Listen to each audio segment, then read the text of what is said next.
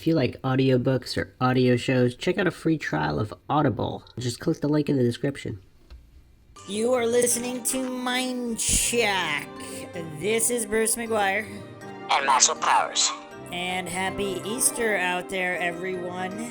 And today's episode, if you guessed it or not, is the Easter conspiracy. Maxwell, you celebrate Easter? Was the bunny created by, actually, how long is it? You get started. Is the bunny a demon? No, is it like, I don't know, when did that bunny thing start?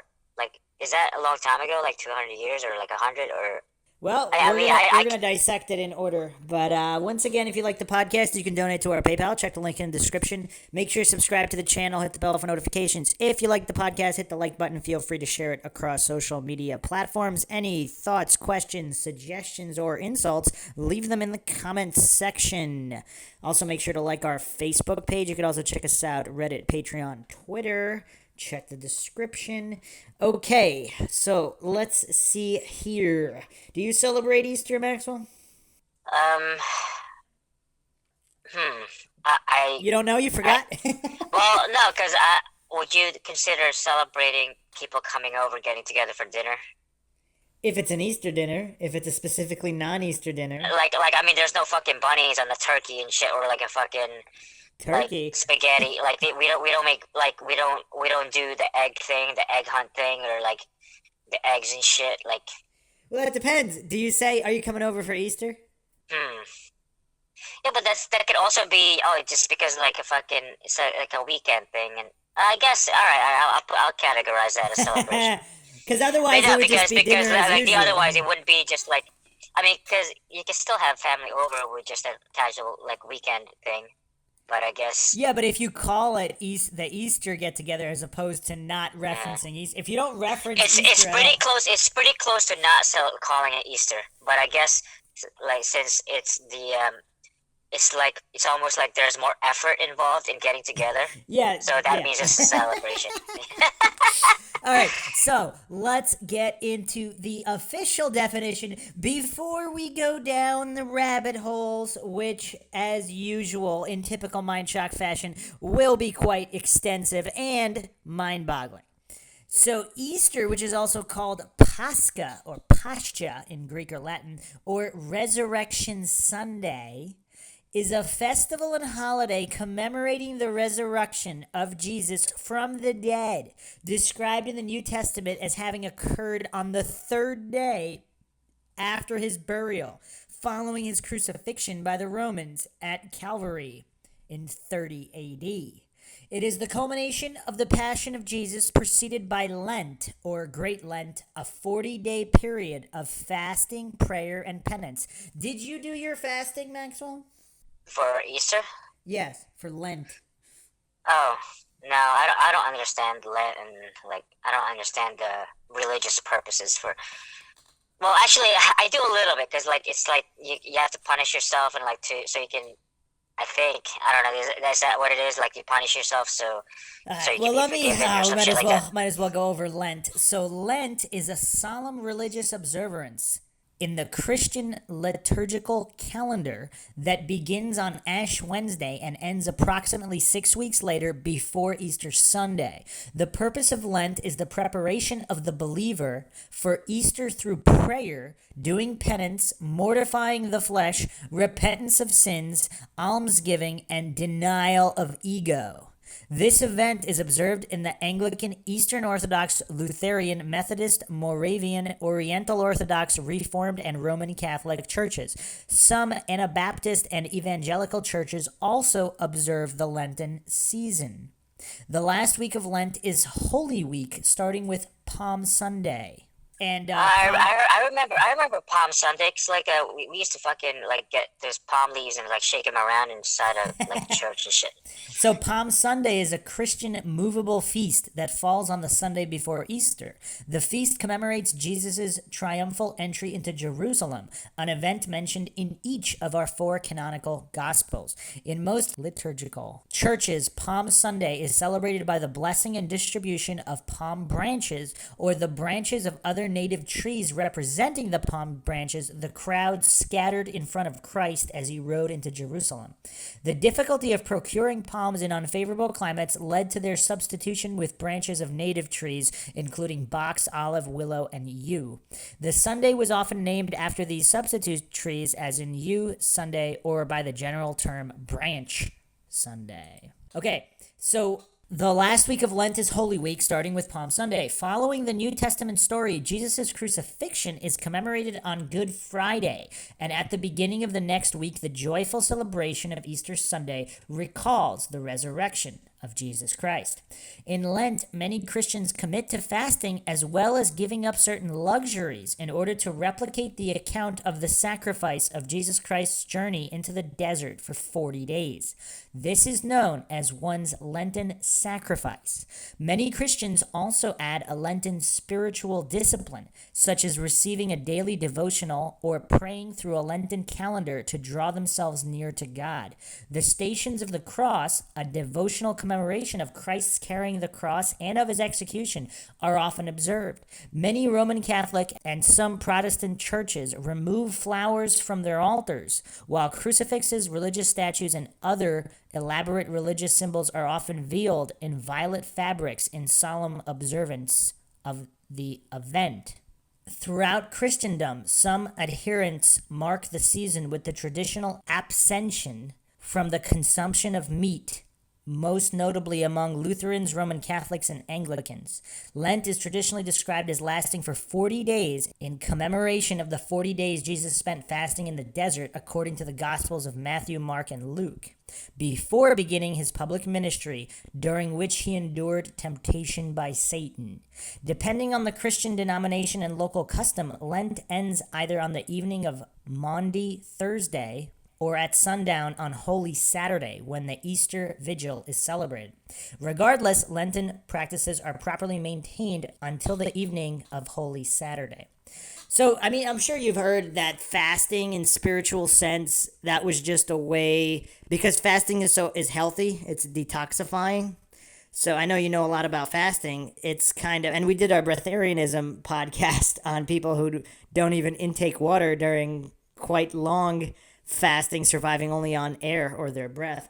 But I think the reason a lot of spiritual practices include fasting is because it's healthy for you, and it promotes mental and physical health, which theoretically will also lead to spiritual health. Okay. No thoughts on fasting, Maxwell? I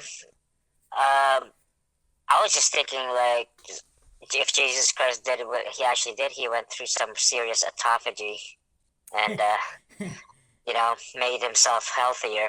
But no one knows that. Today they do, but back then they had no idea that he was benefiting,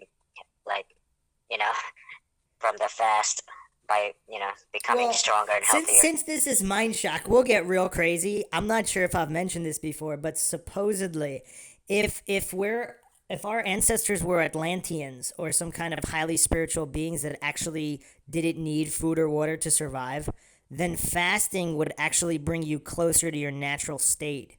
So mentally, physically, and spiritually, you'd be closer to what you're supposed to be, some kind of advanced being.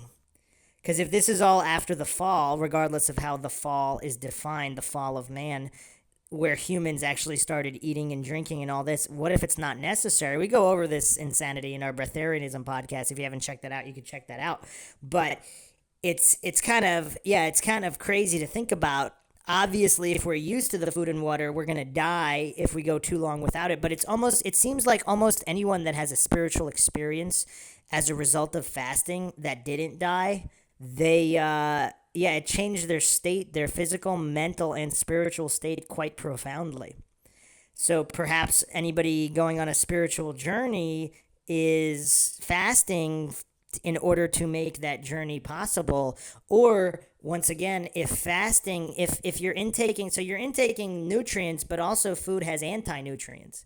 So every food you eat, obviously junk food is going to have just garbage, toxins, and poisons, but even healthy foods like fruits or vegetables, they have anti-nutrients as well.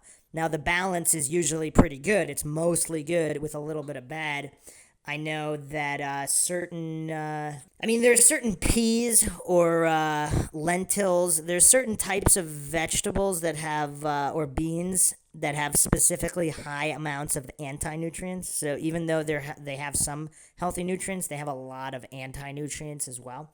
So if all foods possess these positive and negative qualities, removing all food altogether, you're not having any anti-nutrients. You're not having any poison at all.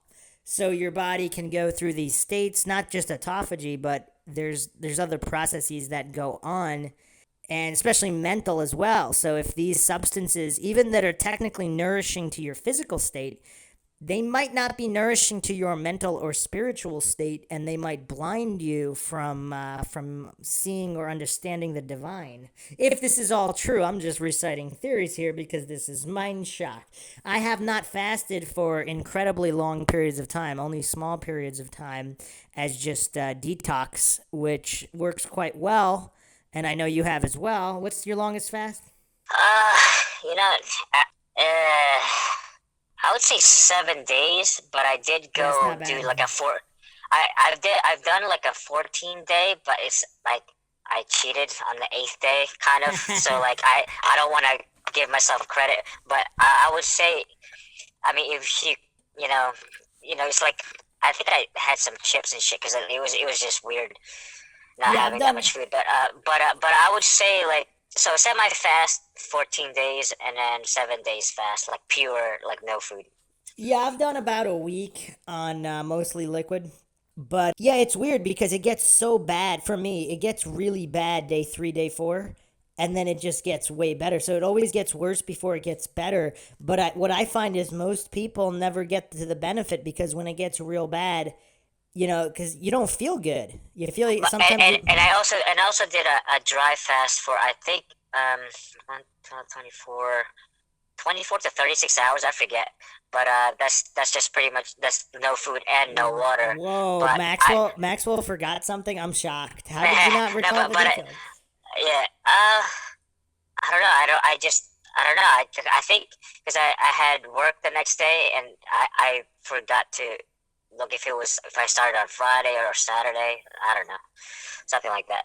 But it was a soft dry fast. It's like soft dry fast means you can like you wash your face and you wash your mouth, but you don't drink it because the mouth and the skin absorbs water, so it's not really a dry fast. Yeah. So it's like a soft dry fast. You can shower.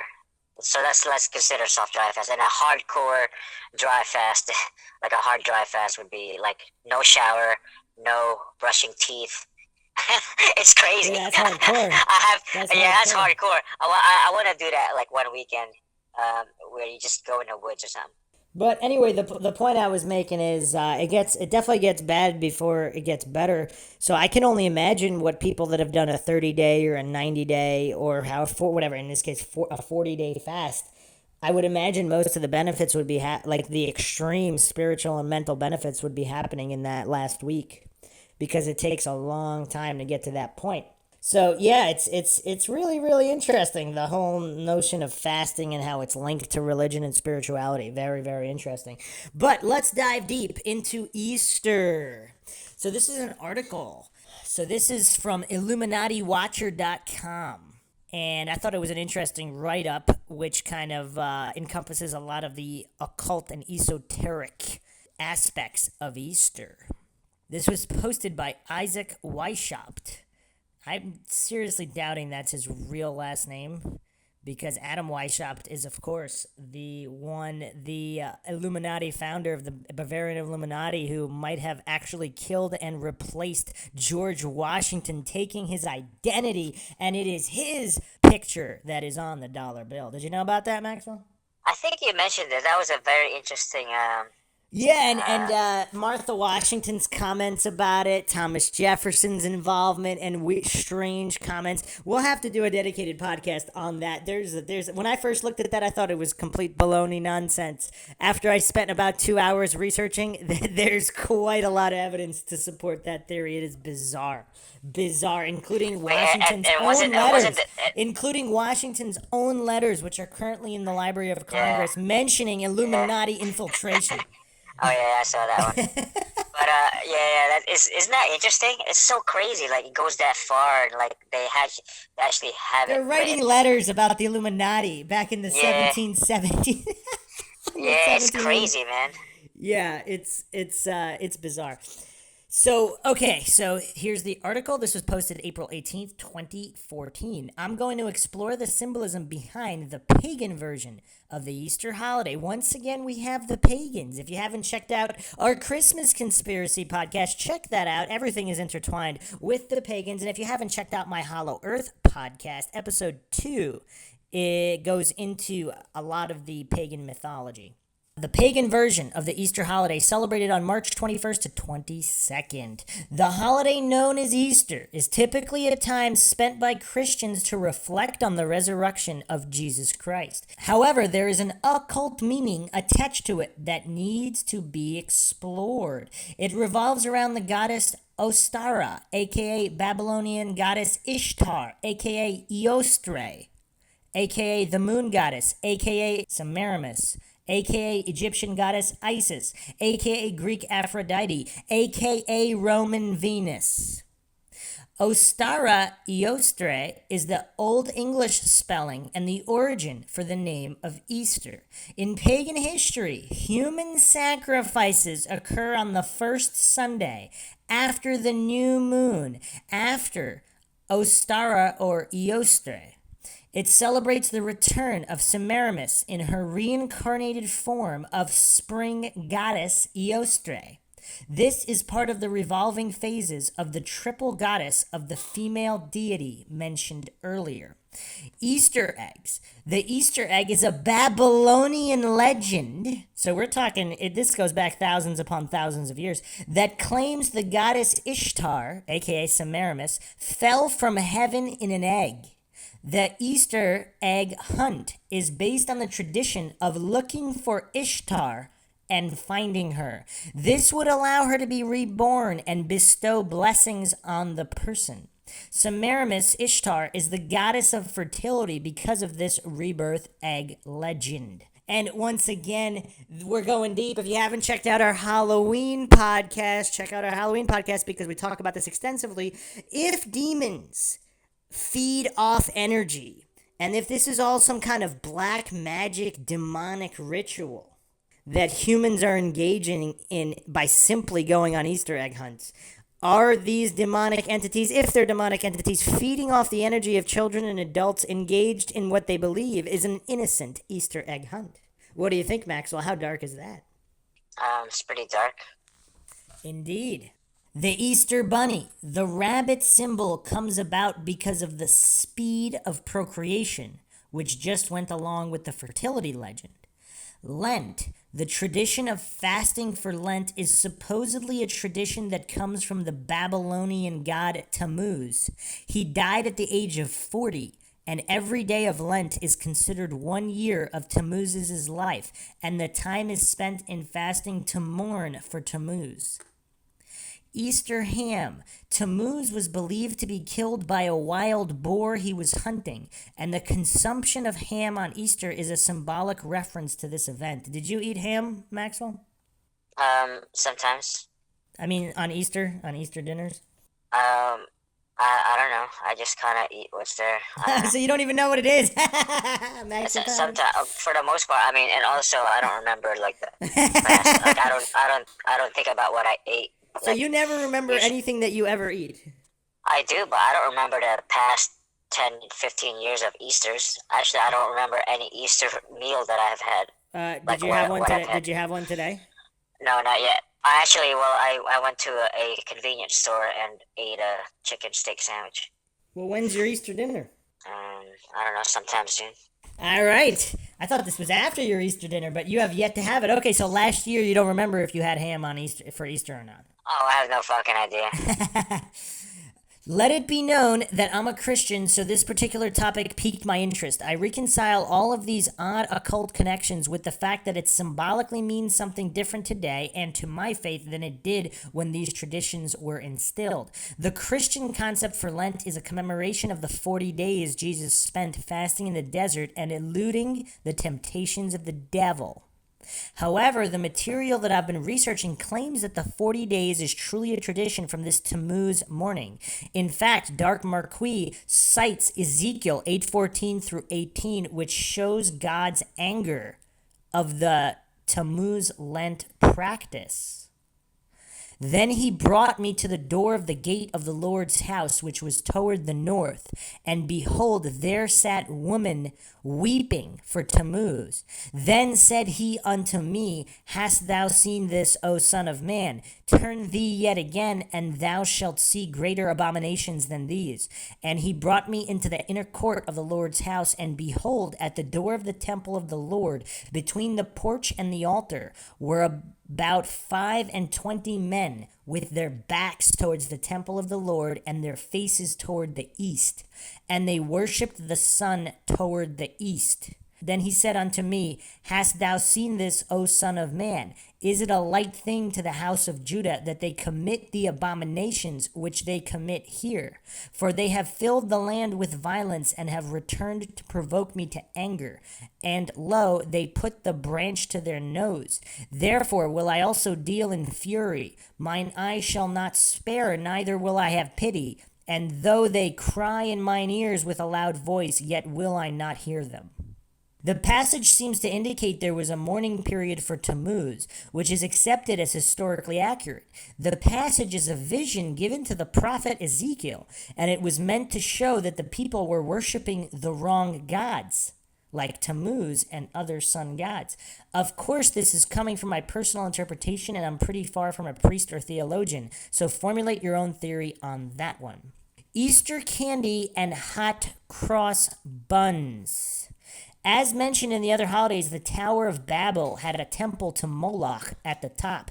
People would bring candles, hot cross buns, and flowers up to Moloch to honor him. The tradition of eating hot cross buns on Good Friday is celebrated in various countries around the world, and the theorists reference the following Bible passage from Jeremiah 7:17 through 21. Seest thou not what they do in the cities of Judah and in the streets of Jerusalem? The children gather wood, and the fathers kindle the fire, and the women knead their dough to make cakes to the Queen of Heaven, and to pour out drink offerings unto other gods, that they may provoke me to anger. Do they provoke me to anger, saith the Lord? Do they not provoke themselves to the confusion of their own faces? Therefore, thus saith the Lord God, Behold, mine anger and my fury shall be poured out upon this place, upon man and upon beast, and upon the trees of the field, and upon the fruit of the ground, and it shall burn and shall not be quenched. Thus saith the Lord of hosts, the God of Israel. Put your burnt offerings unto your sacrifices, and eat flesh, for I spake not unto your fathers, nor commanded them in the day that I brought them out of the land of Egypt, concerning burnt offerings or sacrifices. But this thing commanded I them, saying, Obey my voice, and I will be your God, and ye shall be my people. And walk ye in all the ways that I have commanded you, that it may be well unto you. You know what's weird? I just got this theory, which we've discussed before. If this particular god of the Bible was simply some kind of either extraterrestrial, interdimensional, or some kind of humanoid human from a advanced civilization elsewhere on Earth, and they went to, and he just came to this land of Israel where other highly intelligent humans or humanoids, either from Earth or from other dimensions, they were there also, and they're kind of competing to rule these people. And that would make, I mean, this is kind of blasphemous, but that would make the biblical account simply talking about one of many entities that wanted himself to be viewed as the supreme. Okay. That's why he's mad that they're, dealing with these other entities. They're all kind of competing for these, I don't know. It's kind of weird to think about, but no thoughts, Maxwell? Um, uh, can you summarize it? I just did. I'm just saying, what if the whole Bible is simply the account of one entity? So, some guy from Atlantis, and he's really, really smart and has a lot of high technology. And he wants these people to kind of follow him, maybe not even for bad reasons. Maybe he thinks it's for their own good. Because, not to deal with these other possible warlord type gods or these beings from other continents who are also technologically advanced but possibly not moral, or vice versa. Maybe the God of the Bible is the immoral one who just got mad, and maybe the other gods were the moral ones, and by gods, these could just be other humans from other civilizations, right? Or they could be interdimensional entities, who knows? So I'm just saying, it's almost like there's competing gods. By the word God, it's like a highly advanced person. Gotcha. Or possibly a giant, who knows? Like, I'm just theorizing that passage just made me think, it's kind of, with the worship of these other gods, who are these people? It's kind of like if there's a new, if Jerusalem is kind of like the new world, you got the Spanish, the French, the British, the Portuguese, they're all staking claim to the new world. What if this kind of situation was going on back then and things got misinterpreted? Yeah, it's interesting. That's all you got? That's all I got. So back to the article. Again, we see the Bible making references to the people worshiping these occult gods and goddesses. The Bible has multiple accounts of children going through the fires. And this was referring to the flames of Moloch at the Valley of Gehenna, or the Valley of Hinnom. That sacrifices were burned. And here's Jeremiah 7:31. They have built the high places of Topeth in the valley of Ben Hinnom to burn their sons and daughters in the fire, something I did not command, nor did it enter my mind. If children could make it through the fire, they were allowed to live without further persecution. Parents would have to stand still and emotionless as their child burned alive to the drumbeats of the pagan priest in order for Moloch to accept the gift. The goddess Eostre's statue has the crescent moon on top of her head, which is another feature that suggests she is the reincarnation of Semiramis. The fertility goddesses are all considered to be similar: Diana, Eostre, Semiramis, Astata. That's dark, man. This is dark, dark, dark. Parents having to burn their children alive as sacrifices for Moloch. What do you think about that, Maxwell? That's messed up. So the other thing that's kind of interesting is that Ostara is also known as the Eastern Star. So the Eastern Star is also a prominent Masonic group, and it's one of the few that actually accepts women into their Masonic group, because usually Freemasons do not accept women. So then we have Venus, which is the morning star in this instance, and rises in the east. So the story of Ishtar, or Inanna's descent to the underworld, that uses the planet's movements as a metaphor. So let's think about all this. And in Islam, of course, we have the crescent and the star. It's so Eastern Star. I mean, there's a lot of this goes back way before Jesus. So what do you think about that? About what? What I just said. I don't know. Eostre, or the Ostara, is known as the Eastern Star. The Eastern Star. Venus, the morning star, rises in the east. That's why it's called Easter. Are you not following anything? Oh, yeah, I got you. I forgot the podcast, dude. Oh man, Maxwell's getting worse and worse with each podcast. I think your brain is deteriorating even further. I didn't know you were like East, and then you're saying East Star, and then fucking like Venus and East and shit, and then I didn't know that was like how it. Oh, that's how it became to be. That's pretty cool. I mean, not cool, but cool. I don't know. It's interesting. So here's another interpretation that was posted about the truth about Easter. So it's just a comment saying how one can reconcile continuing to worship Jesus Christ with pagan rituals, since the Bible says not to. The Lord your God will cut off before you the nations you are about to invade and dispossess. But when you have driven them out and settled in their land, and after they have been destroyed before you, be careful not to be ensnared by inquiring about their gods, saying, how do these nations serve their gods? We will do the same.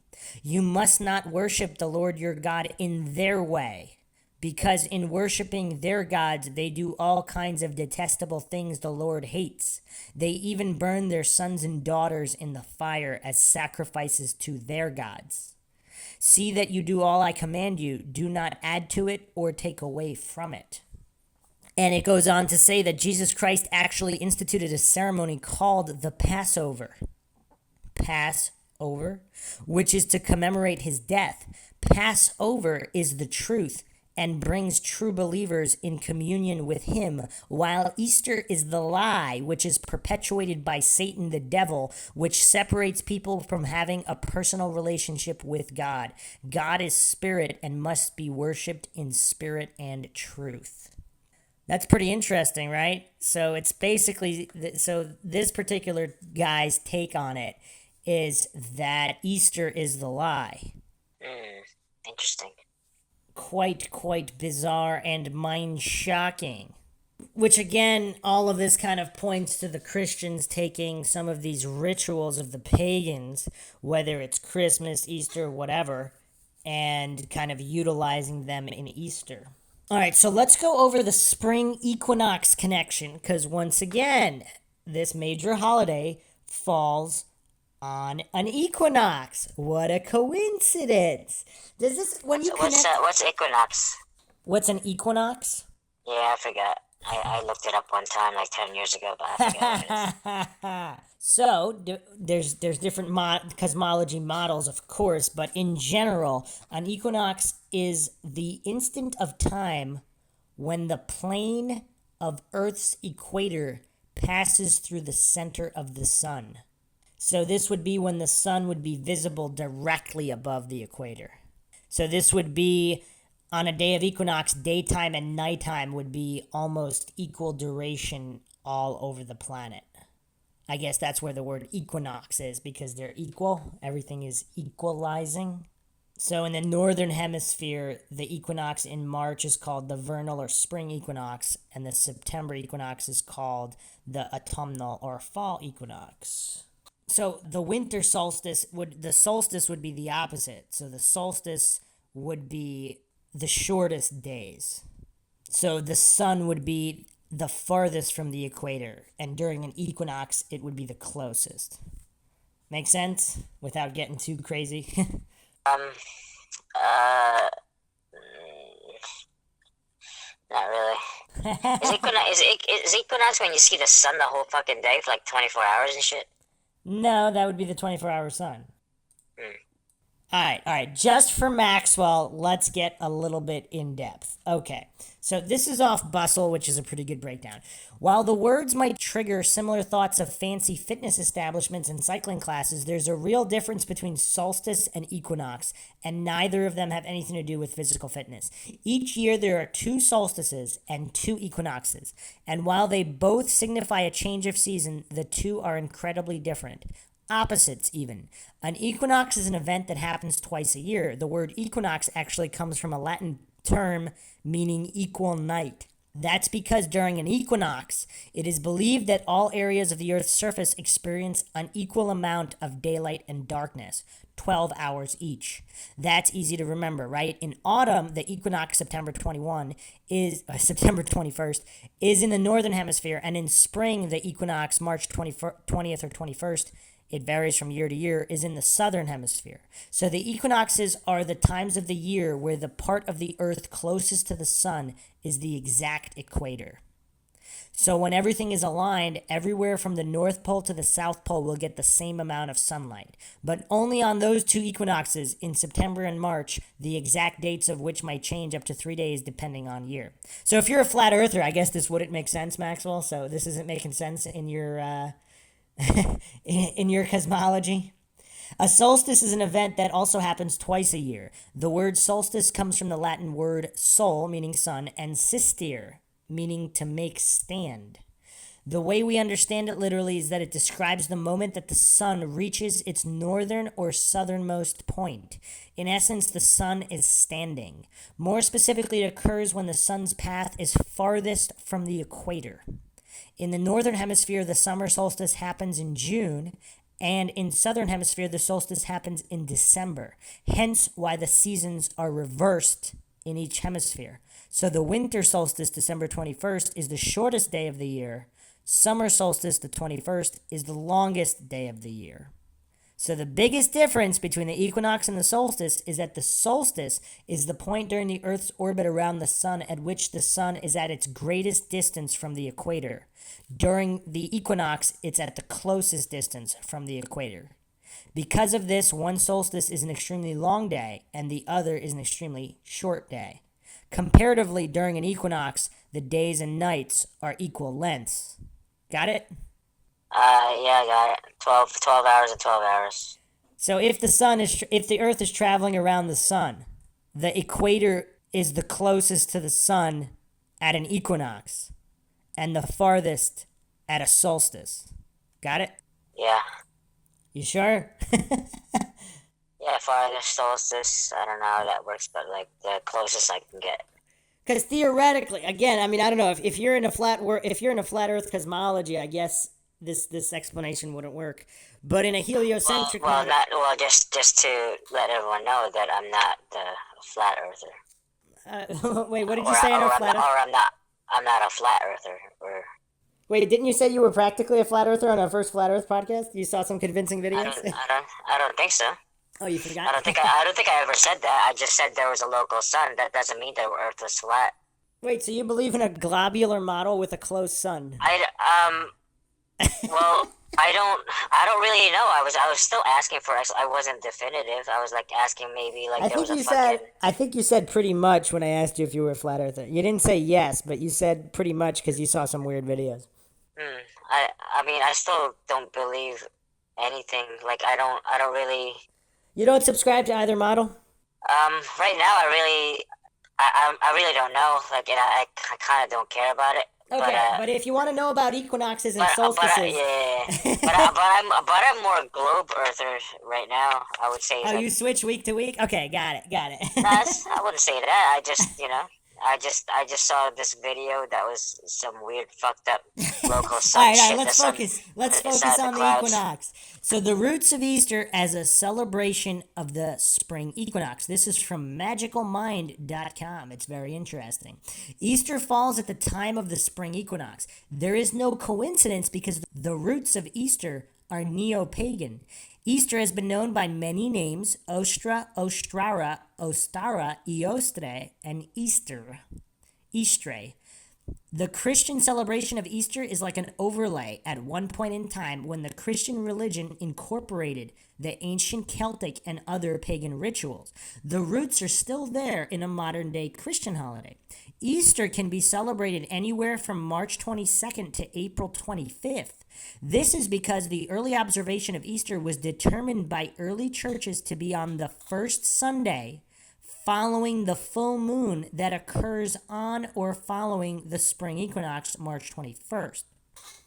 Symbols of Easter, the colored Easter egg, the rabbit, and the Easter lily are all part of the Easter holiday. These symbols all come from celebrating the victory of spring over winter, of life over death, the rituals to the gods and goddesses. From celebrating the revival of nature and the return of the sun's warmth, Easter became the Christianized rebirth of mankind through Christ's death and resurrection. Some Christians might like to deny the connection, but the theme of rebirth and resurrection is part of many spring celebrations. Wiccans and other day neo-pagans continue to celebrate the spring equinox as one of their 8 yearly Sabbats, holy days of celebration. Near the Mediterranean, this is a time of sprouting of the summer's crop. Farther north, it is the time for seeding. Their rituals at the spring equinox are related primarily to the fertility of the crops and the balance of the day and night times. Where Wiccans can safely celebrate the Sabbath out of doors without threat of religious persecution, they often incorporate a bonfire into their rituals. Jumping over the dying embers is believed to assure fertility of people and crops. Many, perhaps most, pagan religions in the Mediterranean area had a major seasonal day of religious celebration at or following the spring equinox. Cybele, the Phrygian fertility goddess, had a fictional consort who was believed to have been born via a virgin birth. He was Attis, who was believed to have died and been resurrected each year during the period March 22nd to March 25th. At about 200 BC, mystery cults began to appear in Rome, just as they had earlier in Greece. Most notable was the Cybele cult, centered on Vatican Hill. Associated with the Cybele cult was that of her lover Attis, the older Tammuz Osiris Dionysus or Orpheus, under a new name. He was a god of ever-reviving vegetation. Born of a virgin, he died and was reborn annually. The festival began as a day of blood on Black Friday and culminated after 3 days in a day of rejoicing over the resurrection. Do you find a lot of these stories coincidental? Like they just happen to be the same guy who was born of a virgin, died, and was resurrected?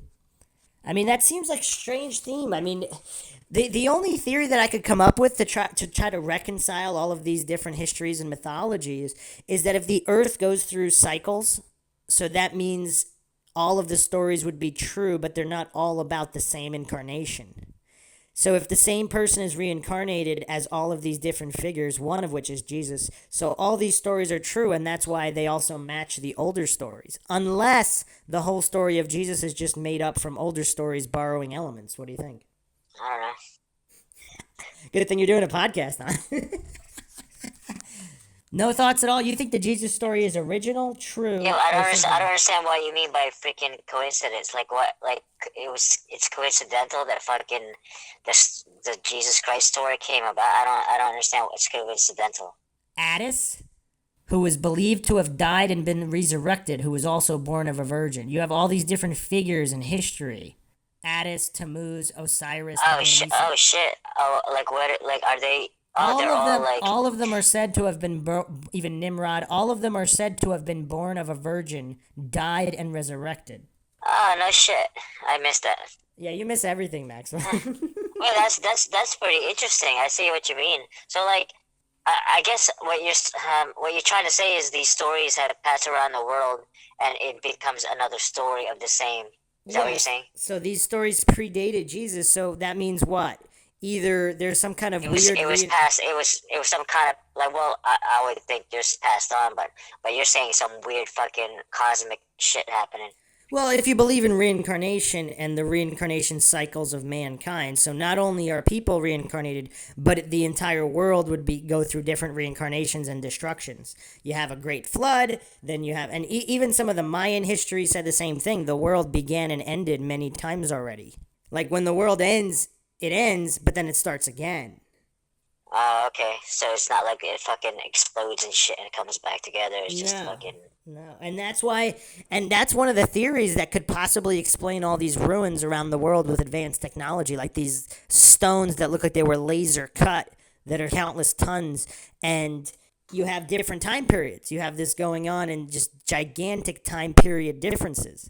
So are some of these advanced civilizations from 2 or 3 or 4 previous Earth incarnations ago? So 1,000 years from now, or 500 years from now, the world will start over, and then they're gonna fucking dig up some fucking cell phones and shit. Yeah, but then they'll still be digging up stuff from ancient Egypt also. So you know what I mean? So they're digging up new stuff and old stuff and everything in between. So it's all confusing. Or they just simply borrowed elements from older stories. They'll dig up a fucking Mindshock podcast and shit and not understand it. Well, what I'm saying is, so if that's the reincarnation theory, or they're simply using older stories to make up the Jesus story if the Jesus story is not real. Or there's just some kind of real broken telephone going on where there was one original story from a long, long time ago, and all these other stories are just borrowing elements from it at different times. Or we're just living in a simulation and these are all Easter eggs. Okay, so Many religious historians believe that the death and resurrection legends were first associated with Attis many centuries before the birth of Jesus. They were simply grafted onto stories of Jesus' life in order to make Christian theology more acceptable to pagans. Others suggest that many of the events in Jesus' life that were recorded in the Gospels were lifted from the life of Krishna, the second person of the Hindu Trinity. Ancient Christians had an alternate explanation. They claimed that Satan had created counterfeit deities in advance of the coming of Christ in order to confuse humanity. Oh, I didn't think of that one. That's a good one. Modern day Christians generally regard the Attis legend as being a pagan myth of little value. They regard Jesus' death and resurrection account as being true and unrelated to the earlier tradition. A Jewish festival, Purim, also celebrated in the spring, has its central character and heroine, Esther, who, as queen, kept the evil Haman from killing her people. Even the very word moon derives from the Sanskrit mas or ma, meaning to measure. Easter is a wonderful admixture of ancient and modern. This is to show respect for this Christian holiday, so the next time at Easter that you exchange Easter baskets, chocolate rabbits, and color eggs, think about the origin of this holiday, but also to note that there were pagan and Celtic and other aspects of Easter, including the Easter eggs and the symbol of the hare. So what do you think so far, Max? Well, we have the Equinox. We have all of these ancient myths and legends. Can you re-explain the symbol of the hare? Because I understand the egg was there's a fucking, like, some god inside the egg that fucking rained down the earth and shit, and then, but I don't understand. Well, the hare of the bunny, it was basically the bunny, like how fast fertility happens, and the bunny is just, it's a symbol of spring. Like when the grass... I thought you were gonna say a symbol of speed or some shit. Yeah, I mean, it's just associated with the season. That's all these texts had. So let's go even deeper. The Easter connection from 2 Thessalonians.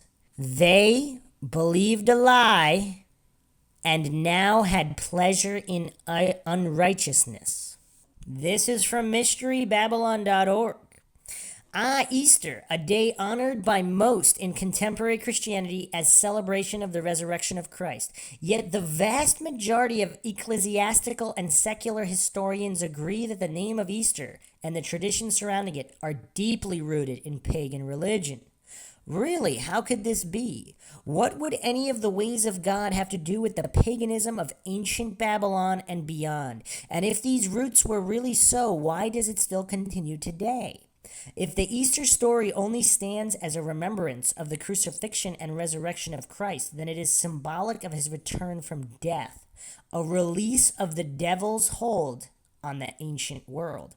At this time of Easter, Jesus was supposedly accredited as the agent behind the renewal or return of the sin-filled world Adam helped sink us all into something better. Now Jesus provided another way, giving the populace a new way to salvation. Yet Easter, as we'll soon see, now seems to be tied more to things which look a lot more pagan. Overall, the cycle of the seasons, the welcoming of spring, the fertility of the land, etc. Why these associations? What does it all have to do with nature? We'll now see that Easter could, in actuality, be the celebration of a resurrection, rebirth, or return of someone. But who exactly?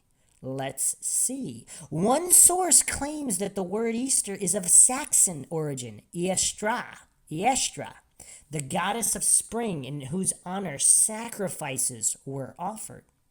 Wow, the goddess of spring. Wasn't this holiday supposed to be about the Son of God? As we dig deeper into the subject, we must first ask ourselves, who just might this goddess be? Would any woman or goddess have anything to do with the death and resurrection of Christ? And if she did have some kind of a role here, why would she be related to springtime? We now see another more popular meaning of Easter. It comes from the ancient goddess of pagan Babylon. In Babylonia, the goddess of spring was called Ishtar, And we also see that Ishtar was actually pronounced Easter in most Semitic dialects. So, what would be this day of Ishtar? According to the pagan origins of Easter, Ishtar was a day that commemorated the resurrection of one of their ancient Babylonian gods that they called Tammuz, who was believed to be the only begotten son of the sun god. Seems to be more to it all besides just Ishtar. In the above, we see that there were two other gods here, at least one. One was even known as the only begotten son. Doesn't this sound familiar to many? Jesus was known as the only begotten Son of God.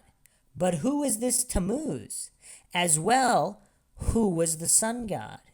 Yes, there just might be another story behind our modern day Easter, an ancient one, with parallels to be commemorated in the changes of nature from then on. This may actually be the real roots of our Easter holiday.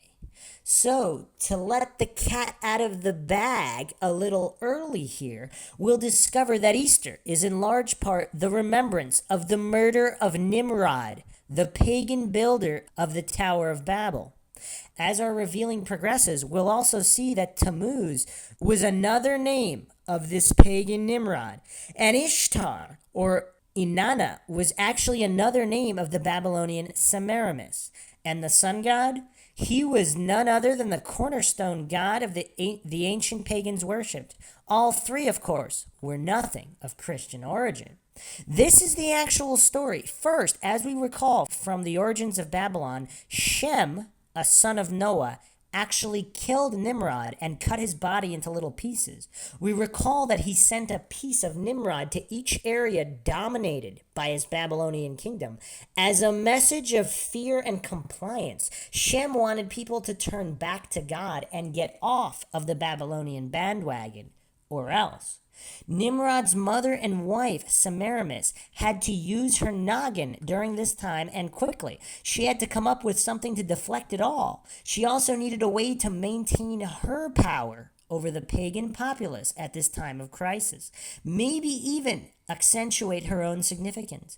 It all depended on what kind of story she could cook up and who would buy it, so she needed to come up with a good one. She did it, and here's the way she was able to snake her way into keeping power and control over the despondent Babylonian people with religious hyperbole.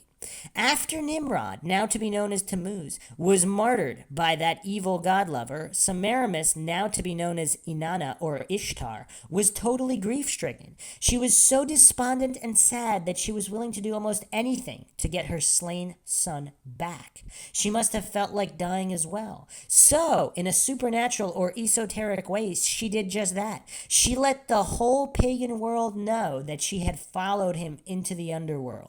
Because of her great love for her son, she pleaded for his return while down in there. With all of these pleas, she began to feel that the spirits or gods of the underworld were judging her as heretical. They may have even killed her while down there and hung her body up on display.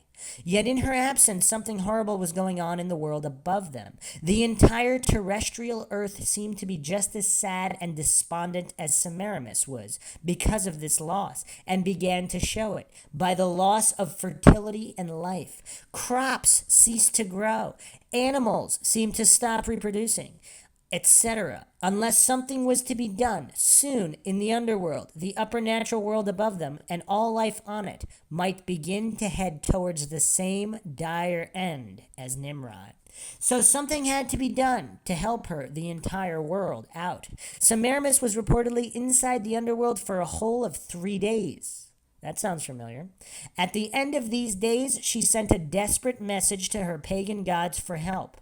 Finally, one of them, the sun god, felt compassion for her and resurrected them both. He brought both the plants of life and the waters of life to the underworld, and both were permitted to leave it and be brought up to live again. This was her story, and she was sticking to it, but there had to be more to it. Most any pagan of the time probably figured out that Nimrod obviously wasn't a god to them because he was dead and his body was chopped into little pieces. Obviously, he couldn't rise from the dead on his own in this state, so Semiramis had to continue with a lot more of her supernatural elements to the story to make it all believable. The story continues. After Shem killed Nimrod, Semiramis reportedly wanted to gather all of these strewn body parts and supernaturally put them back together. She was able to gather most of the parts, however, except for one, the piece of Nimrod which was never found, his reproductive organ. So according to her, because of the fact that she couldn't find all of the pieces, she said the gods clearly couldn't bring this body back to life. So Nimrod would have to be back in another way. And thanks to the sun god, she would be able to bring Nimrod back as another human being. So the pagan sun god, also known as Baal, Molech, etc., would, according to her, come down to their physical earth in the form of a flame and cause her to bring forth another Nimrod for all to see. Yes, she claimed the warming rays of the sun via the sun god caused her to immaculately conceive, which allowed her to bring forth a baby. Now, the reincarnated soul of Nimrod. Now they would both, in an esoteric way, be brought back from the underworld and back up to the earth. Semiramis did become pregnant. Soon after this, the real father unknown to most. And she now was able to go around claiming her baby was the reborn, renewed, or otherwise reincarnated Nimrod. When the baby was born, it would then be celebrated as a god, as Nimrod, back from the underworld. Now that he came back, Neo-Nimrod would also be given credit as defeating Shem's and his god's attempt at death. Reborn, Nimrod was considered savior of the pagan world because he was the one able to break the hold of God's death on the world and keep the false faiths of the pagan populace alive. Is Neo in the Matrix Neo-Nimrod? This all occurred during the time period of what would be, and from then on celebrated as the first pagan Easter. So, to create an annual celebration of the event, the Festival of Ishtar, or Easter, became the commemoration of this conception of Semiramis, her claim for creating a new beginning for her pagan populace, her renewing the world at hand through Neo-Nimrod, and her reviving, updating the ancient pagan religion they once had in so many ways. She was accredited for adding any of these new, reviving elements of an otherwise questionable religion at the time, morphing it into a deeper, more complex mystery religion of Babylon as well. With the help of these new esoteric religious elements, she was able not only to relieve the problem of Nimrod's death, but also to elevate herself as the most important goddess to it all. This is where the nature goddess of the post-flood world comes into play. Also, many symbols of nature we see around us, especially those pertaining to rejuvenation or rebirth, were also brought into play here as part of the celebration. The light of the sun becomes symbolic of the sun god's power. The rejuvenating time of spring becomes symbolic of this conception or revival of the major god of paganism. None of it, of course, is about the revival of Jesus Christ. All of this becomes compressed into a single holiday, the time of Easter. This supernatural esoteric story and all of the symbolism surrounding it needed to continue on a little further. Though Neo-Nimrod's supernatural stay on this earth, however, as another child of Semiramis, would not be permanent, at least in the body he was about to receive. This soon-to-be son of Semiramis would have to die eventually, as any other human would. But that wouldn't really matter. He, according to these Babylonian elites, such as Semiramis, was still Neo-Nimrod, and Nimrod was still their supernatural savior. He would live on in God form, no matter if he was in the form of a human body or not.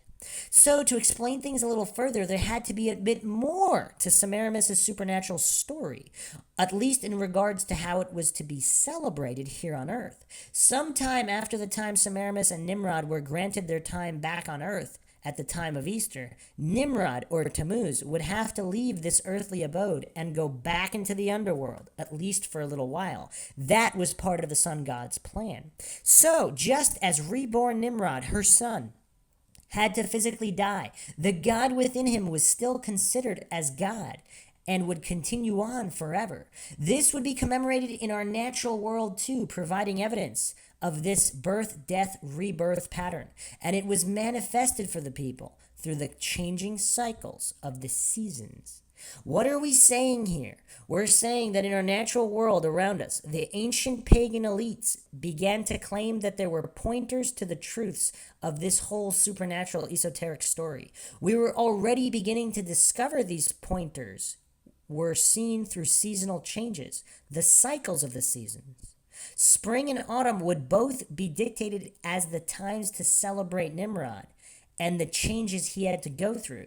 Easter and all the things that revolve around the time of spring would be celebrated as Nimrod's revival, because it obviously was paired with the reviving warmth of the sun, the newness of spring, fertility, new life, all physical worldly proofs of this whole revived Nimrod story, according to them. The same would work in the autumn period, with physical proofs of his return back to the underworld. The ancient pagans could then be continually convinced of Semiramis' esoteric story here throughout the year by connecting all of the things they saw changing around them. That's why the changing of the seasons and spring are vitally connected to the holiday of Easter. It all seemed to take on a life of its own with these ancients when they looked around them, because Semiramis first proclaimed it so. So Easter from then on was commemorated at the time of rebirth, renewal, or reincarnation of a major pagan god. He was brought back to life to prove to the world that he was the one who conquered death, and that his pagan ways were the right ways a person should use for their salvation, not Christ. Yet, if we think about it, why shouldn't the pagans around her believe her story? So much of it seemed to be happening all around them, just taking on a life of its own.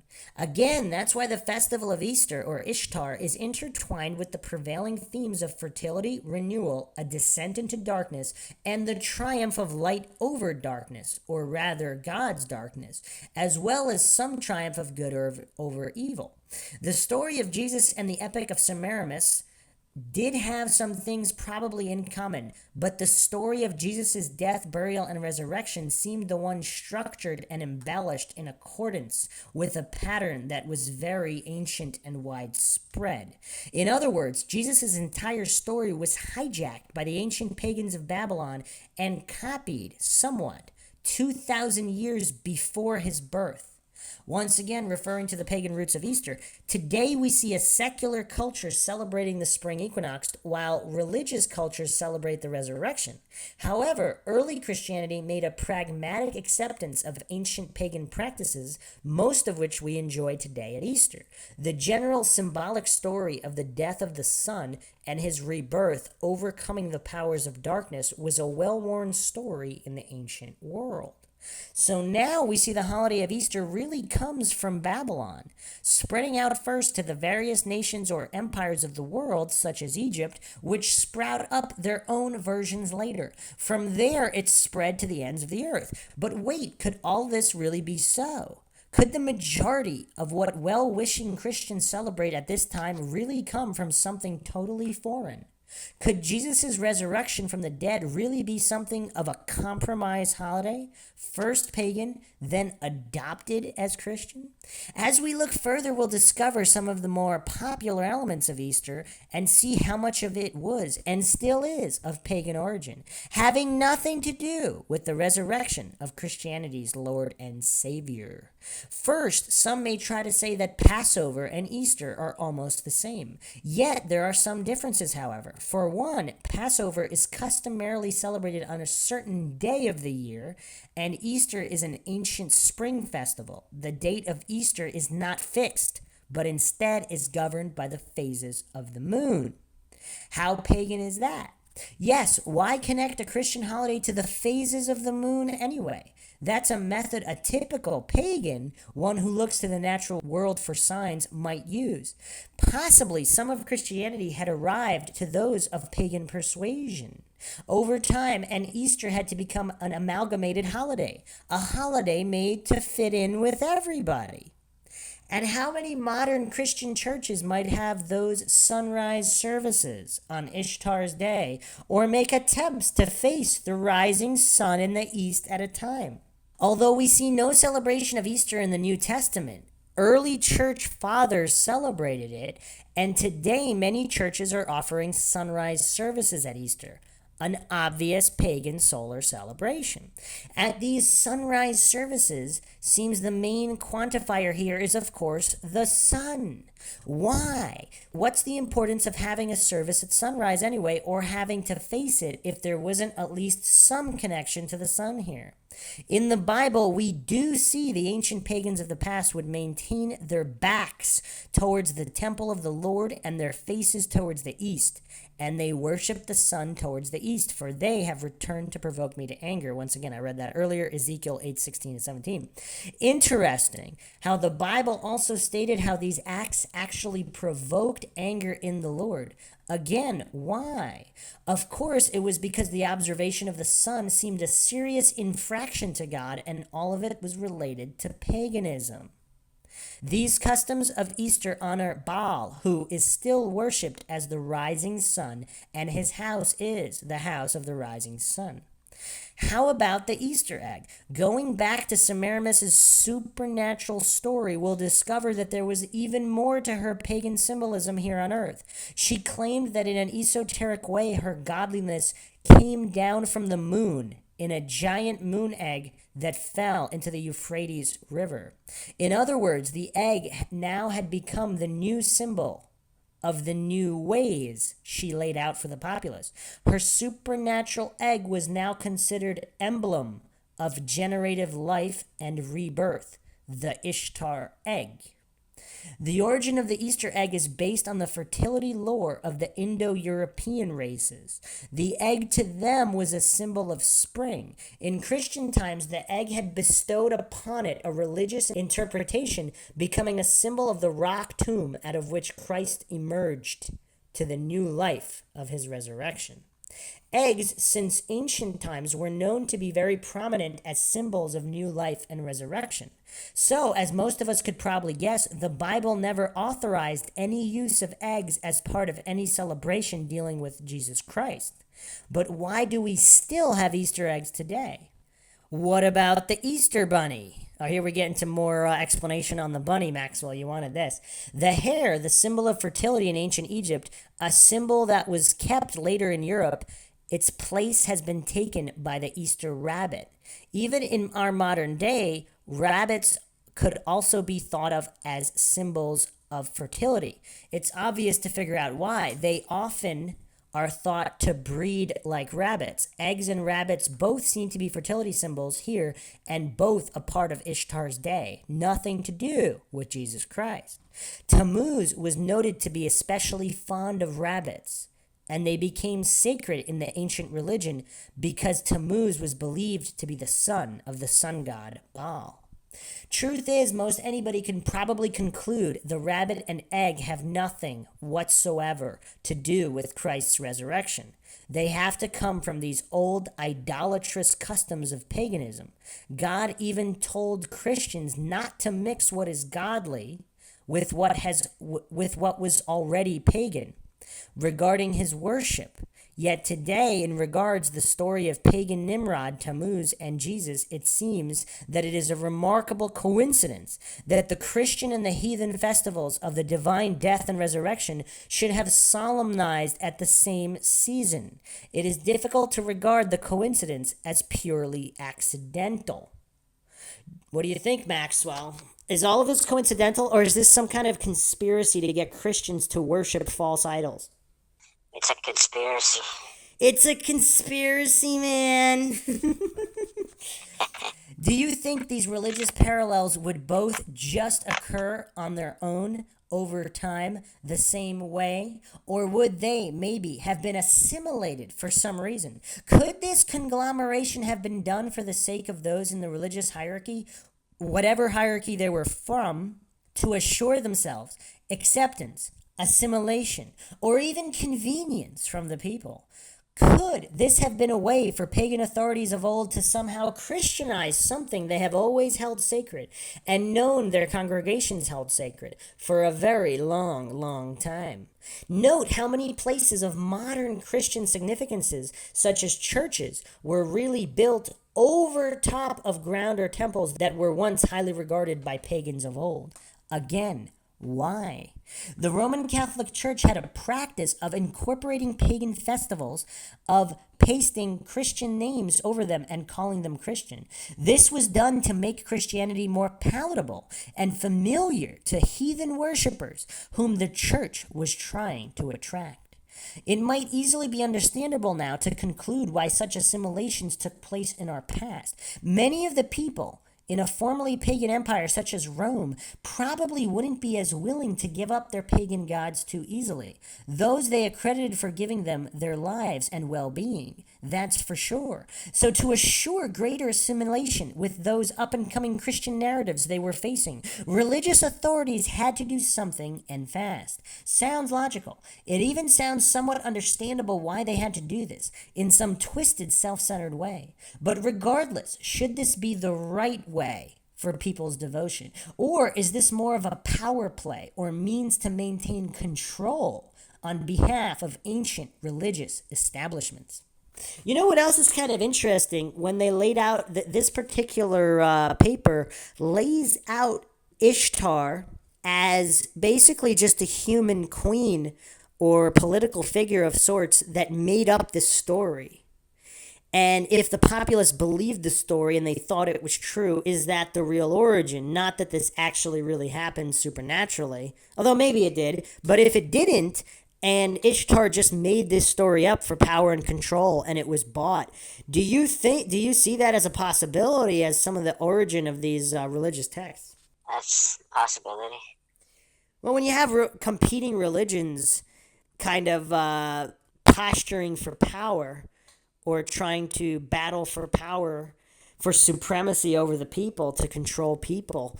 I mean, it seems like they would be doing this. I mean, you see it today with politics. If you look at Democrats and Republicans as if they're religious houses battling for power, is that what happened in the ancient world with different religions? Because the church had power, or religion had power, so before the separation of church and state, are these tactics they would employ? Possibly. Again, as harmful as some of these amalgamations might seem, the combining of ancient pagan elements with Christian elements could, at first, pacify some of the masses for some of the time. But what possible detrimental side effects could such a mixture have on any new seekers of the Christian faith? All they see are the same old pagan ways being dressed up with a new look. And what God might people actually be pointing their worship towards once these pagan elements begin to dominate the conversation? Also, what pathways might these additional elements help to turn one towards if a person begins to feel that they're all not solely from the God of the Bible? As we see, it really does make a difference. Oh, wow. They finished this with something mind-shocking, Maxwell. Could the cross on top of the hot crossed buns of Easter actually stand for a letter? The letter T, the god of Tammuz. Uh-huh. That's cool. That's crazy. Hot crossed buns with a cross on them. I mean, we're going back to... What do you mean when you say buns? I don't get it. You don't know what a bun is? Like a hot bun? Like a fucking bread and shit. Yeah. Well, didn't you pay attention? That's a custom of Easter. Is this still? Yes. Hot cross buns. Really? Yeah. Wait, hold on. So people, when they have Easter, they fucking make a cross and toast it up and shit? Well, no. It's just, they just mark the bun. They don't put a cross on the bun. With a cross. No, it's just two lines on the, it's just the way the bun is made. They still do that? Yeah. Damn. That's interesting. Yeah.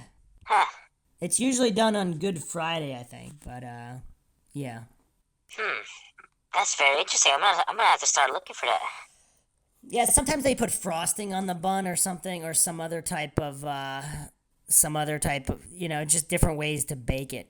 But Yeah, so yeah, Tammuz, I mean, that kind of that's a big rabbit hole because if the cross itself stands for the letter T of Tammuz, just another weird symbolic coincidence, Maxwell. Yeah, coincidental, Everything's coincidence according to Maxwell, right? of course. All right, are you ready? Are we ready? Are you ready to talk about your favorite profession, Maxwell, which is also the oldest profession, prostitution, as it relates to Easter?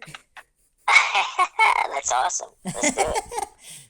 Okay, this is from Gnostic Warrior. What is the meaning of Easter? The children gather wood, the fathers kindle the fire, and the women knead their dough to make cakes to the Queen of Heaven. Not many people are aware that in Christianity, the holiday we celebrate as Easter, which represents the allegorical resurrection of Jesus Christ, had actually been derived from an ancient fertility cult based on the astrological events of the spring equinox. These springtime celebrations had occurred for thousands of years, long before Christ had been born or the stories of his allegorical death were told. It was during the 6th through 7th centuries AD when this original pagan holiday was incorporated into Christianity and the Catholic Church. It would officially become a Christian holiday and would be assigned in the Bible of the New Testament to the day of Christ's resurrection, and thereafter was called Easter. The English word Easter is derived from the Old English or Anglo-Saxon word Iestre or Iostre, Astarte or Astarte, who was an ancient fertility goddess that various Anglo-Saxon tribes worshipped during the start of this 6th age, when they had celebrated this time of year as the sun's Passover time, and to whom sacrifices were annually offered. Before the Anglo-Saxons had worshipped Astarte, she was called by the Sumerian Inanna and later the Akkadian Ishtar, whose temple priestesses were the women of Ishtar. Ishtaratum and sacred prostitution was part of this religion or cult, and their temples served as houses of prostitution, in which the priestesses were prostitutes. In the east, to the Phoenicians, Canaanites, and Babylonians, she was the goddess that was known as Astoreth or Ishtar. She was also the Babylonian Venus or goddess of love and the consort of the pagan fire god Baal. In Isaiah 57, 3-5, but you, draw near hither, sons of the sorceress, offspring of the adulterer and the harlot, of whom are you making sport? Again, whom make ye a wide mouth and draw out the tongue? Are ye not children of transgression, a seed of falsehood, inflaming yourself with idols under every green tree, slaying the children in the valleys under the cleft of the rocks? During the 4th century BC, in Greek mythology, she is called Aphrodite, who is the goddess of love, beauty, sexual rapture, pleasure, and procreation, and her counterpart is the Roman Venus. The connection of Ishtar and Easter is the as above with Venus and the zodiacal sign of Virgo, where she bears the child or carries the ear of corn in her hand. Spica, ear of corn, is the brightest star in Virgo. On the monuments of the Assyrians, they had called her Ishtar, and they had worshipped her as the Queen of Heaven with crescent horns.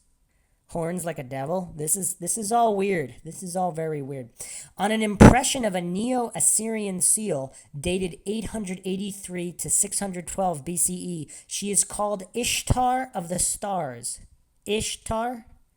Ishtar? Star, Easter, Eastar, with her striding left leg protruding from an overskirt, revealing a warrior's kilt, indicating her warrior aspect.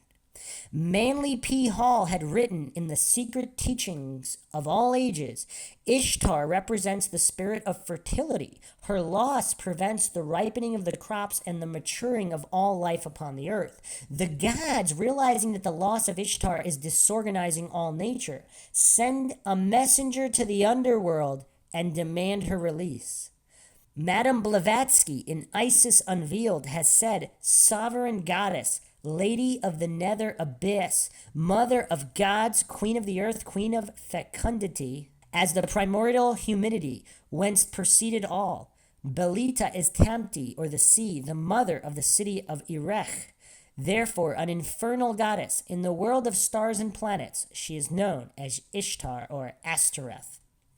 Author Edward Davies in The Druids wrote, as Easter is associated with eggs, we find that Venus or Astarte is said to have been hatched by doves from a wondrous egg that fell from heaven into the Euphrates River and was rolled ashore by fishes. The ancient Druids bore an egg as the sacred emblem of their order. It was the descendants of the Canaanites, Babylonians, and the Phoenician bards, the Kohanim or Kohen, who had brought these teachings from the east. These Phoenician priests would become known as the ancient Druids of Ireland, Scotland, Gaul, and Britain. They were the priests who introduced the goddess to the west and into the folds of Christianity during the 5th through 10th centuries. This was the time that the Celtic Druid Church had merged with the Roman Church to then form the Universal Catholic Church of the East, the West, and a tribe known today as the Anglo-Saxons. Easter is linked to the Passover and Exodus from Egypt, recorded in the Old Testament, through the Last Supper and crucifixion that preceded the resurrection. When the early church was first forming, one of the issues in uniting the brotherhood was the Easter dating controversy. According to the Celtic church rule, Easter Day could not be observed later than the 21st of April, and the Romans would celebrate as late as the 25th of April. The First Council of Nicaea in 325 established the date of Easter as the first Sunday after the full moon, following the March equinox. The modern Jewish Passover and the Feast of Unleavened Bread is 7 days. In 725, Bede had written, the Sunday following the full moon, which falls on or after the equinox, will give the lawful Easter. The Venerable Bede had also formulated the date of Easter by, instead of calculating it from the year of the building of Rome, 753 or 754, he had figured the dating from the beginning year of the birth of Christ and calculated the Easter date for 95 years, from 531 to 626. His calculations and writings helped establish unity among the various tribes at the time to help form the Anglo-Saxons. He also helped establish the foundation of the early history of England in regards to the church and the state. St. Bede had attributed the eventual agreement for the Easter date to the great work of a fellow Celtic Culdee monk from Iona named Adamnan, who had helped persuade the king of Northumbria, Aldfrid, or Flanfina mac Osu, to agree to the dating of Easter. Adamnan was a descendant of Colman mac Setna, a cousin of Saint Columba, and the ancestor, through his son Einmir, of the kings of Senel Conail. For converting King Aldfrid and several others to Christianity, Adamnan would become a saint in the Catholic Church. In Bede's Ecclesiastical History of England, he quotes King Aldfrid's acceptance to the dating of the true celebration of Easter. This letter, having been read in the presence of King Naitan and many learned men, and carefully interpreted into his own language by those who could understand it, he is said to have much rejoiced at the exhortation thereof, insomuch that rising from among his nobles that sat about him, he knelt on the ground, giving thanks to God that he had been found worthy to receive such a gift from the land of the English. And indeed, he said, I knew before that this was the true celebration of Easter, but now I so fully learn the reason for observing this time that I seem in all points to have known but little before concerning these matters.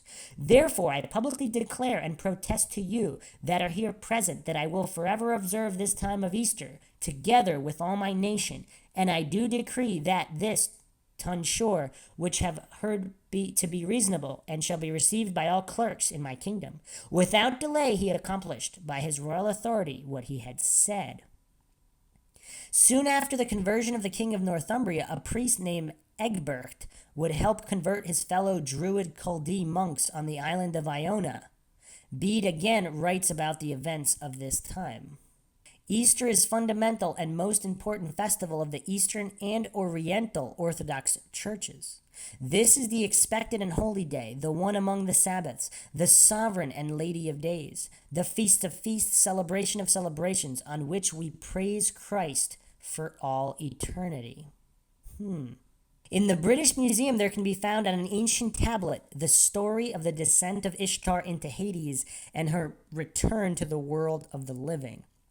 Ishtar, daughter of the moon god San, turned her mind to the land of Hades, the region of her desire. She determined to go to the house where all met, the dwelling of the god Irkala, to the house which men enter but cannot depart from, to the road men go but cannot return. In that abode of darkness and famine, earth is their food, clay their nourishment. No light is there seen, they dwell in darkness. There ghosts like birds flutter their wings. The dust lies undisturbed on the door and gate posts. When Ishtar arrived at the gate of Hades, she spoke to the keeper of the gate. O keeper, open thy gate, I say that I may enter. If thou openest not thy gate, I will assault the door. I will break down the gate. I will attack the entrance. I will split open the portals. I will raise the dead to be the devourers of the living. The dead shall prey upon the living. What the heck is this? Are these the seeds of like what zombies are? That's what it says on this ancient tablet in the British Museum about Ishtar's descent into Hades. Is this where zombies came from? That the portals will be split open, the dead will be raised to be the devourers of the living. The dead shall prey upon the living. I mean, this is really dark stuff for Easter. What do you think, Maxwell? That's pretty crazy. That could be the origins of the zombie thing. Well, everybody will have to find out on our zombie podcast, which is coming up. I know you like zombie movies, right, Maxwell? Yeah. In the book Persian Literature, Ancient and Modern by Elizabeth Armstrong Reed, there is a good description of what her name changes and her rights were at the time. In column 2 of the tablet under consideration, we find the story of the king whom Ishtar changed into a leopard, and his own dogs bit him to pieces.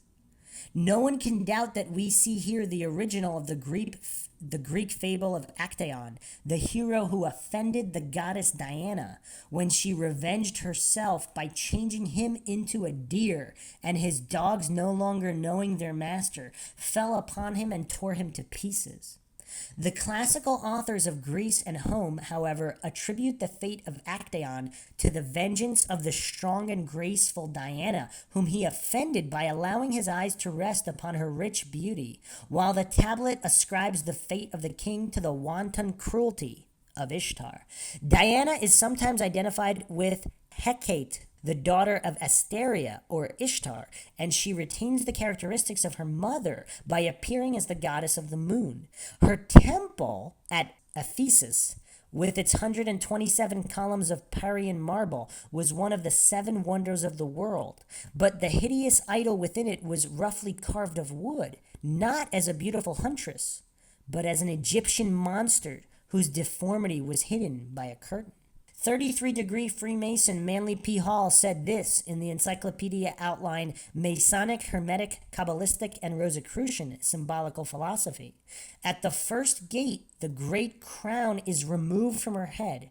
At the second gate, the earrings from her ears. At the third gate, the necklace from her neck. At the fourth gate, the ornaments from her breast. At the fifth gate, the girdle from her waist. At the sixth gate, the bracelets from her hands and feet.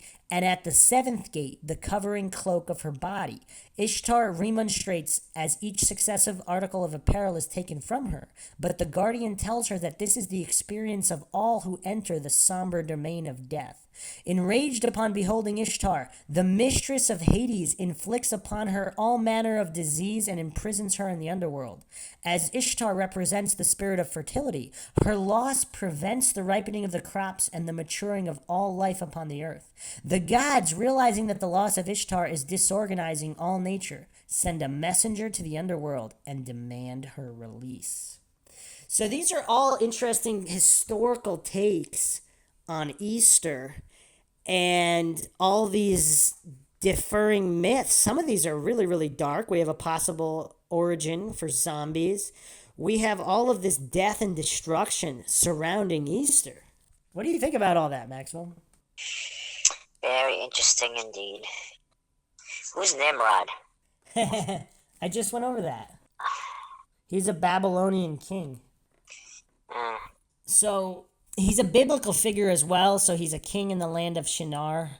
According to the book of Genesis and the book of Chronicles, he's the son of Cush, the son of Ham, the son of Noah. So he's a descendant of Noah. The Bible states he was a mighty hunter before the Lord and began to be mighty in the earth.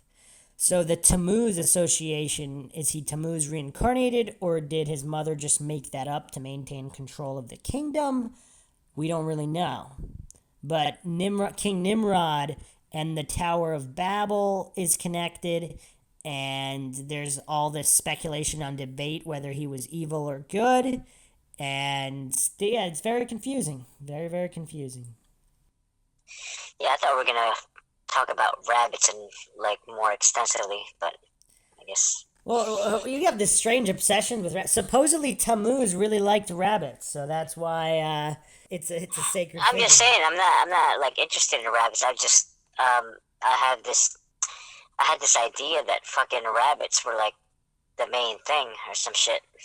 But I guess it's these fucking, I don't know what I'm trying to say. But I like the chocolate rabbits though, but they jack up the price and shit for making a chocolate rabbit, and then it drops in half like after Easter. You like chocolate rabbits? Are these satanic? Are they satanic in nature? I don't know. All right, I'm gonna read something really, really creepy. I don't think you're ready for this, Maxwell. All right, what do we got? This was testimony posted by an ex-witch. Is Easter satanic? This is the other side of darkness.com, posted April 3rd, 2017. I have celebrated Easter my entire life. The family traditions of Easter baskets filled with candy and toys were something I looked forward to every year as a child. As I got older and began having children of my own, I relished in starting my own family traditions. When my kids were old enough, I would help them dye boiled eggs, and I would carefully pick out special treats and toys to fill up their Easter baskets. I would even hide plastic eggs filled with candy in the yard and tell my kids the Easter Bunny put them there. I would watch with joy as my kids ran around looking for their hidden treasure. So here's something that just struck me too. So the Easter Bunny, kind of like Santa Claus, leaves all these gifts as kind of like offerings to these demons in exchange for soul energy. You get presents at Christmas and you get these chocolate, candy, and enticing gifts on Easter, and you kind of play, you find these treasures that are kind of offerings from the pagan roots. I mean, this is all quite dark stuff, don't you think, Maxwell? Yeah. It's cool though. Everything's all fucked up. I can't ever say that Easter was about Jesus during all those years. Not until my first year as a Christian when I started to understand who Jesus Christ was and what his death and resurrection meant for me. The church I was a member of celebrated Lent and all of Holy Week with great festivities. On Ash Wednesday, I would take my children to receive the ashes on our foreheads in a solemn service, and on Palm Sunday the entire kids' ministry would dress up and carry palm branches as a triumphant parade through the sanctuary. I would sing with the choir and remember everything that Jesus had done for us. I would rejoice and cry knowing what a wonderful Savior I had. It was a big change for me from so many years of celebrating a holiday in which I had no idea what it was for. It was a chance to be thankful for the life that Jesus Christ died to give me, a life redeemed. However, as I began to dive deeply into my inner healing, I began to learn some deep and painful truths about my life. I was a victim of satanic ritual abuse for my entire life. In Satanism, they have many days where they hold rituals to mark special days and seasons, as well as many other things. They do terrible things to people, including sacrificial murder and bloodletting. These are terrible things that no one wants to think about or believe are real. Yet they are. As I began to learn more about the things that happened to me in those terrible rituals, I also began to understand how many of these rituals coincided with holidays I had celebrated my whole life, such as Halloween and Easter. As a survivor of this terrible trauma, you begin to see days where the world sees nothing but fun, as days that are filled with terror and suffering. I may not be that victim anymore, but there are still so many who are.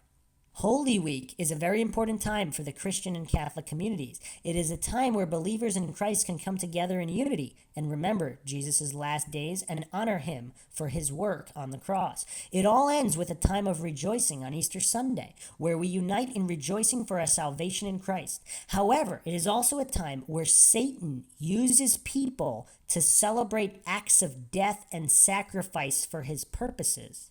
The days observed by Christians to remember Christ's sacrifice are days used by Satanists to perform human sacrifices. Why is it important we know this?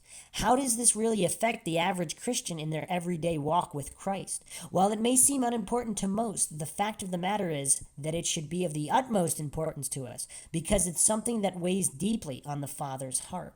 While we are carrying on our traditions of man in the way that we see fit, Satan has used it as a perversion to steal the lives of the innocent. For this, we should be very concerned. Colossians 2:8, see to it that no one takes you captive by philosophy and empty deceit, according to human tradition, according to the elemental spirits of the world, and not according to Christ. How many times have you wondered where we get our Christian traditions surrounding Easter?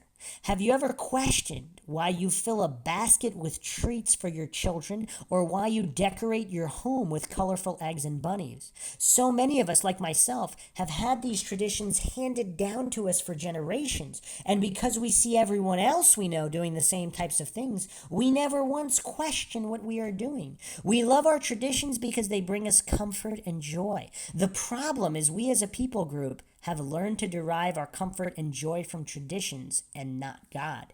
I do not believe God is angry at us for following the ways of a pagan world in celebrating his great and glorious works.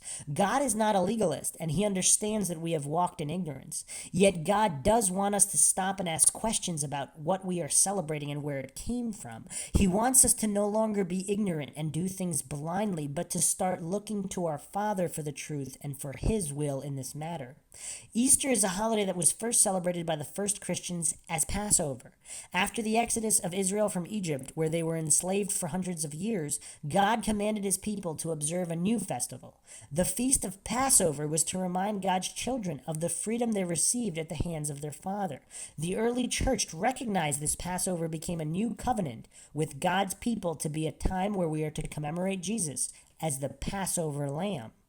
As time went on and many pagans came into salvation through Christ, they began to bring in the traditions they carried with them for generations. Traditions of celebrating new life, rebirth, fertility, and the spring equinox fit in perfectly with the idea of the death and resurrection of Christ.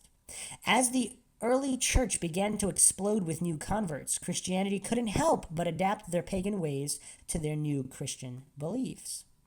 In early 300 AD, Christianity moved from a persecuted religion to an accepted and legal religion. The First Council of Nicaea was born to bring uniformity to Christian doctrine. One of its acts was to bring more stability to the date that the church celebrated the resurrection by setting it on a Sunday. Previously, most of the church was celebrating the resurrection during the Passover, but there had already been some sects that were diverging from this tradition according to changing doctrines. The date of Passover could land on any day of the week, according to the Jewish calendar, and Christians wanted to be independent from the Jewish community, establishing their own rites and traditions. So it was ruled that the new date of Easter would be celebrated on the first Sunday after the Passover full moon. That way, Easter would actually fall after the date of the Passover. The Paschal full moon is the first full moon after the spring equinox, which occurs on either the 14th or 15th of Nisan or Passover, and often Easter is the very next day. During this same time of year, the pagans, technically non-Christians, celebrate the spring equinox. Since ancient times, people have celebrated according to the seasons of the earth. Spring was an important time of celebration because it was a time where the earth began to wake up after a long sleep. Food had become scarce after long winters, and now the sun was beginning to stay out longer, bringing warmth and light. With the awakening of the earth, it meant more food and time for hunting and gathering for the people. Celebrating spring naturally aligned with the deities that represented the spring. Deities for new life, fertility, birth and rebirth, renewal, and the coming of new light. Traditions included rituals meant to honor these deities to bring about favor and blessing on the people. Little did these people groups know that their rituals were actually honoring demons and Nephilim, who were able to appear to man and work what looked like miracles, affecting change in their lives. Romans 1:21-23, for although they knew God, they neither glorified him as God nor gave thanks to him, but their thinking became futile and their foolish hearts were darkened. Though they claimed to be wise, they became fools and exchanged the glory of the immortal God for images made to look like a mortal human being, and birds and animals and reptiles. Are these the reptilian interdimensional demons David Icke talks about? Could be. These so-called deities could appear as beautiful or terrifying, killing crops or bestowing what looked like good fortune on the land, influencing the people to worship them. Rituals often included sexual perversions such as orgies and sodomies. Is that just the typical Maxwell weekend? Yeah, it is. As well as dedication of children to these deities for sexual purposes. Probably not that one though, right? That's dark.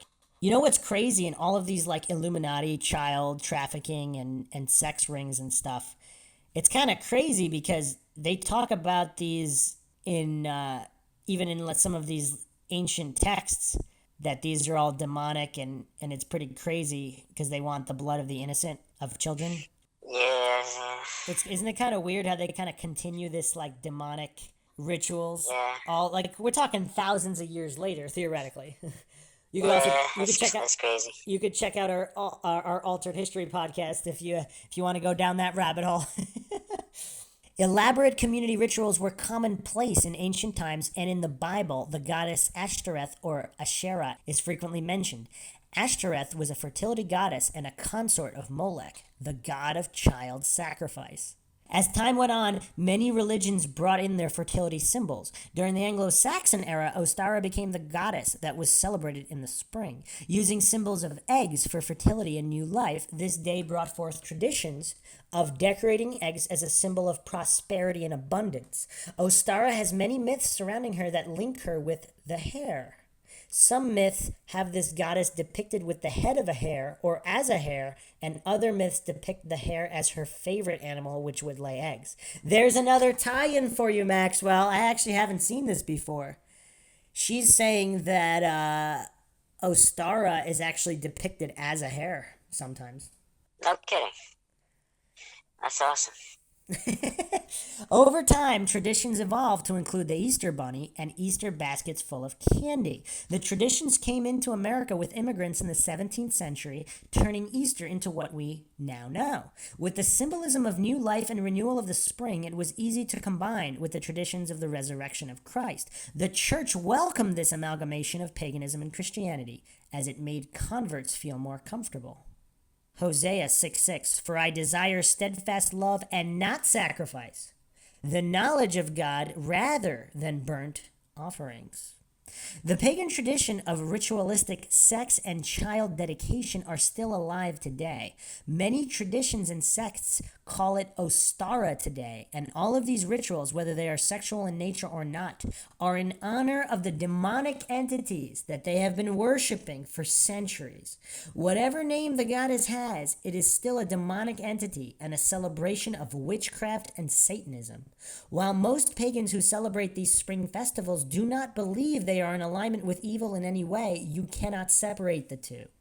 Maundy Thursday, Good Friday, and Easter Sunday are satanic ritual days. They are days where death, bloodletting, and human sacrifice are ritualized in satanic celebrations. Real people in America and all over the world are being harmed in this depraved and inhumane ritual, adults and children alike. While Christians are flocking to church to celebrate the death and resurrection of Christ, hundreds, if not thousands, of innocents are being defiled.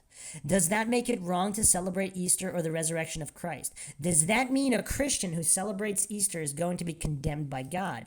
Absolutely not. God understands that we as Christians have been walking in complete ignorance and training from the world. We have grown up celebrating Easter with traditions that have been handed down through our families year after year. We have, as innocent babies, grown to love the goodness and joy of what we see in these traditions. God does not condemn us for our ignorance. However, we cannot continue to be led astray by the traditions of man, which were taught to us by demons. We have to allow ourselves to be humble enough to see that we cannot take satanic rituals and symbols and use them to honor Christ. We have done so out of ignorance in the past, and now it is time to take a stand for God's truth. We honor Christ not with our traditions, but with full surrender and sacrifice of our lives to Him. So this is her take, and it's quite disturbing. What do you think? It's okay. That's all you got? That's all I got. You didn't get any of that? Yeah, I missed the last few. She was mostly saying the same point the whole time. Did you not get the point that was being reiterated? Yeah, I lost it, man. It's been a while. It's like 2 hours already. She's saying that this is being celebrated as a demonic holiday with sacrifice, or with abusing children and adults by satanic occultists, by Satanists. Oh yeah. Everything's like that. But specifically, it seems like all the holidays are like that. Not all the holidays, but the ones there's quite a few. Yeah, so she's kind of saying we need to take a long, hard look at why certain customs are the way they are and whether they're demonic in origin. And there's conflicting theories on this as well. Some people think that Christianity was the demonic hijacking and that the original paganisms, those were the benefactors of mankind and all this. And there's a great Roman Catholic conspiracy, and then of course there's other conspiracies that the religion that Jesus taught was not Christianity, and then that was all changed by the demons. So it's all crazy. So it's kind of like what you want to choose to believe, if anything, or just sit on the sidelines and call out logical fallacies. But this is Mindshock, and we hope you enjoyed another episode going down the conspiracy rabbit hole that is Easter. We hope you have a happy and healthy Easter out there, and perhaps question some of the customs, if you partake in some of them, on where they came from and what they are serving. If you like our podcast, you can donate to our PayPal. Just check the link in the description. Make sure you subscribe to the channel. If you like the podcast, you can hit the like button. And feel free to share it across social media platforms. Any questions, comments, thoughts, theories, or insults, just drop them in the comments section. Also, make sure you like our Facebook page and check out our Twitter, Reddit, Patreon, all in the description. This is Bruce McGuire signing off. And Maxwell Powers. Catch you guys next time, and enjoy the holiday.